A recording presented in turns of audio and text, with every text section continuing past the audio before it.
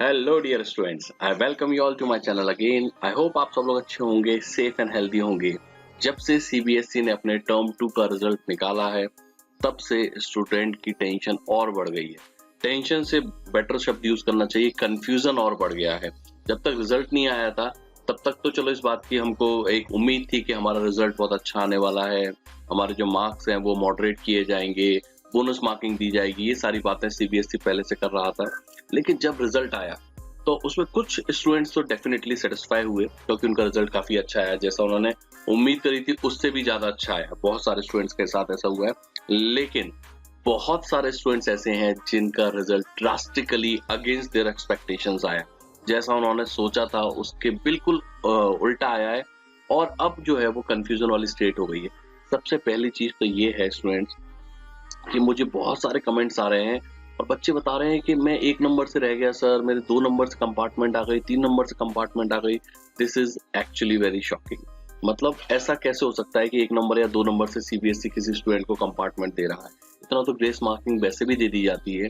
But पता नहीं CBSE ने इस बार किस तरीके से कैलकुलेशंस करी हैं, किस तरीके से इवेल्युएशन करा है कि स्टूडेंट्स मतलब किसी के तो बहुत ही अच्छे आ गए और किसी के इतने बेकार आए हैं कि मतलब वो बहुत ज्यादा टेंशन में अभी चल रहा है। बहुत सारे कमेंट्स हैं स्टूडेंट्स के जिनका प्रैक्टिकली रिप्लाई करना मेरे लिए पॉसिबल नहीं है, बट डेफिनेटली सीबीएसई ने ये बहुत गलत करा है कि 1-2 नंबर से स्टूडेंट्स को आपने कंपार्टमेंट के लिए मजबूर कर दिया है। अब समस्या ये है कि बहुत सारे स्टूडेंट्स इस चीज को लेकर भी कंफ्यूजन में है कि सर हमारे तो मार्क्स इतने आने चाहिए थे पर हमारे मार्क्स कम आ रहे हैं, हमको क्या करना चाहिए? तो उसके लिए सीबीएसई ने रिवैल्यूएशन और जो रीचेकिंग की जो फैसिलिटी है वो दे रखी है, अब चालू कर दी है उन्होंने उस फैसिलिटी को। तो उसी के ऊपर मैं आपको अपडेट दे रहा हूँ, और ये अपडेट डेफिनेटली 10th क्लास और 12th क्लास वाले स्टूडेंट्स के लिए काफी इंपॉर्टेंट है। देखिए, जैसे ये आपकी सीबीएसई की ऑफिशियल होम पेज है। आपको क्या करना है, आपको यहाँ मेन वेबसाइट पे जाना है। जैसे ही आप यहाँ पर जाएंगे तो ये जो पेज है ये खुल जाएगा, और यहाँ पर जो पहला है, देखिए क्लास 10th एंड क्लास 12 दोनों को ये मैं खोल के दिखा देता हूँ। आप इसको खोल लीजिए और आप इसको। बच्चों, हम जब भी पढ़ते हैं हमको डाउट्स आते हैं और हमको समझ में नहीं आता कि हमारे डाउट्स वो इंस्टेंटली कैसे सॉल्व होंगे। बोर्ड क्लास, नीट, जेई, किसी भी जगह से आपको अगर कोई डाउट है तो आप इजीली यहाँ पर अपने डाउट्स क्लियर कर सकते हैं। आपको बस इतना करना है, प्ले स्टोर से इसको डाउनलोड करना है, मोबाइल से साइन अप करना है, उसके बाद में आपको लॉग इन करना है, जो भी डाउट है उसके फोटो खींच के आपको अपलोड करना है। विद इन 60 सेकेंड्स आपको वहां पर कनेक्ट कर दिया जाएगा कोई एक्सपर्ट के साथ में, और आपका जो डाउट है वो इंस्टेंटली सॉल्व हो जाएगा। लिंक मैंने डिस्क्रिप्शन बॉक्स में दी है। इन्होंने class 10th and class 12th, है ना, बहुत ज्यादा फर्क नहीं है। मैं एक ही क्लास 10th वाले को एक्सप्लेन कर देता हूँ, क्लास 12th वाले का भी सेम ही है, थोड़ा बहुत अमाउंट में फर्क है, बस ऊपर नीचे है। बाकी मोर और लेस जो प्रोसेस है वो पूरी पूरी सेम है। इसमें सबसे इंपॉर्टेंट चीज उन्होंने क्या करा है, देखिए आपको ये 3 पार्ट में डिवाइड कर रखा है: verification of marks, obtained scan photocopy of your evaluated answer books and re-evaluation of answers. देख रहे हैं? अब ये जो प्रोसेस ऐसा नहीं है, ये तीनों अलग अलग नहीं है, ये स्टेप बाय स्टेप है। मतलब क्या है इसका, मैं आपको अभी समझाता हूँ और आपको क्लैरिटी आएगी। सबसे पहले यहाँ पर कुछ चीजें काम की जो है कि अगर आप इन 3 में से कोई भी ऑप्शन लेना चाहते हैं, लाइक वेरिफिकेशन ऑफ मार्क्स लेना चाहते हैं, या अपनी फोटोकॉपी जो आपकी आंसर शीट्स हैं आपको लगता है कि मुझे देखनी है वो देखना चाहते हैं, या किसी पर्टिकुलर आंसर को आप री इवेल्युएट करवाना चाहते हैं, इन सभी चीजों के लिए आपको जो रिक्वेस्ट करनी है that has to be done online. वो आपको ऑनलाइन ही करना है, जो पेमेंट है वो भी ऑनलाइन करना है। उसके बाद सीबीएसई ने बोला है कि incomplete offline applications will be rejected without any correspondence. मतलब अगर आपने इनकम्प्लीट फॉर्म फिल करा है या ऑफलाइन एप्लीकेशन डाली है तो आपका जो फॉर्म है वो रिजेक्ट कर दिया जाएगा, या बोलना चाहिए आपकी जो एप्लीकेशन है वो रिजेक्ट कर दी जाएगी विदाउट एनी करस्पॉन्डेंस। मतलब कि आपको बताया भी नहीं जाएगा कि वो रिजेक्ट हो गई। आप सोच रहे हो कि बिल तो चलो आने वाला है आने वाला है, नहीं, वो रिजेक्ट हो गया है। ऐसा क्यों भाई? बच्चे ने पैसे तो दिए है ना आपको, तो आपको एक फॉर्मली इन्फॉर्म तो करना चाहिए ना, उसको पता कैसे पड़ेगा कि मेरा रिजेक्ट हुआ है कि नहीं हुआ है? तो ये गलत बात है, ऐसा नहीं होना चाहिए। सीबीएसई को उसको इन्फॉर्म करना चाहिए था। सीबीएसई ने सब जगह अपना पल्ला झाड़ा है। अब अभी आपको देखो, आगे बताता हूँ मैं सारी बातें। तो उन्होंने क्या बोला कि board will not be responsible for any consequences due to revision of marks और डिले इन द प्रोसेस। क्या बोल रहे हैं वो? इसका मतलब ये है कि अगर आपने रीअप्लाई करा, ठीक है, तो इसके बाद में कितना भी टाइम ले सकती है वो, है ना, वो आपके रीवैल्यूएशन के मार्क्स को अपलोड करने में या आपको बताने में कितना भी टाइम ले सकती है, 1 महीना, 1.5 महीना, 2 महीना।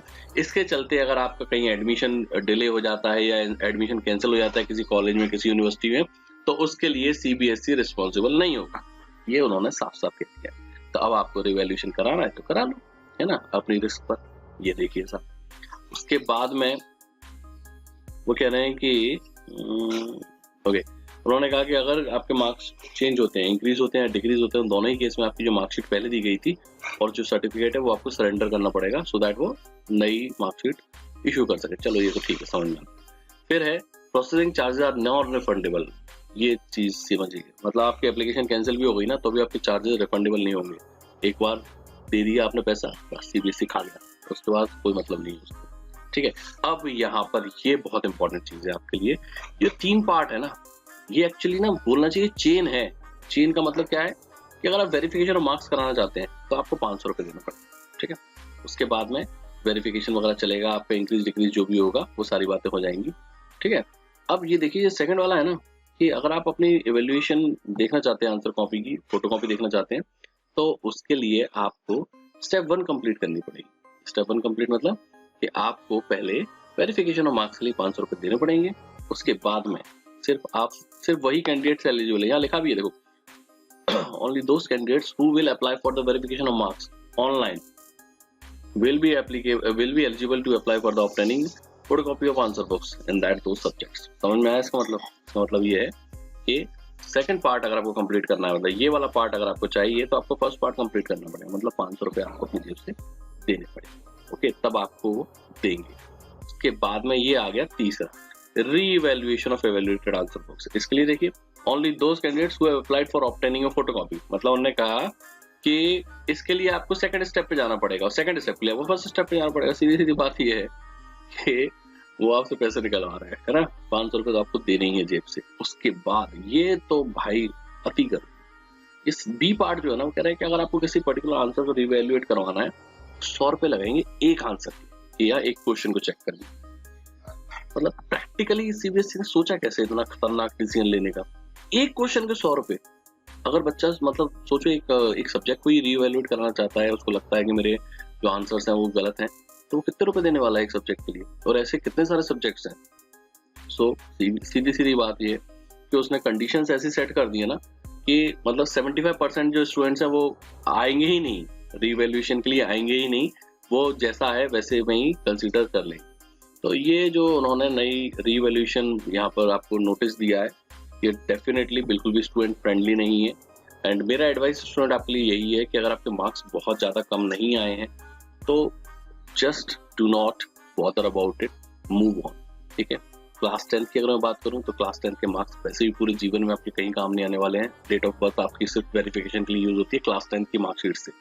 क्लास 12 की बात करूं तो क्लास 12 के मार्क्स, हाँ पहले इसका वेटेज ज़्यादा था पर अब वेटेज बहुत कम हो गया है। क्यों कम हो गया है? क्योंकि अब जो यूनिवर्सिटी एग्जामिनेशन है वो अपने सेपरेट एग्जामिनेशन कंडक्ट कराने लगे, CUET जिसको हम बोलते हैं, तो उनको अब ज्यादा लोड लेने की जरूरत नहीं है। हालांकि कुछ जैसे जेई वगैरह में 75% का क्राइटेरिया भी सेट कर रखा है, मुझको लगता है वो भी आगे चल के कुछ ना कुछ उसमें रिलैक्सेशन वगैरह देंगे।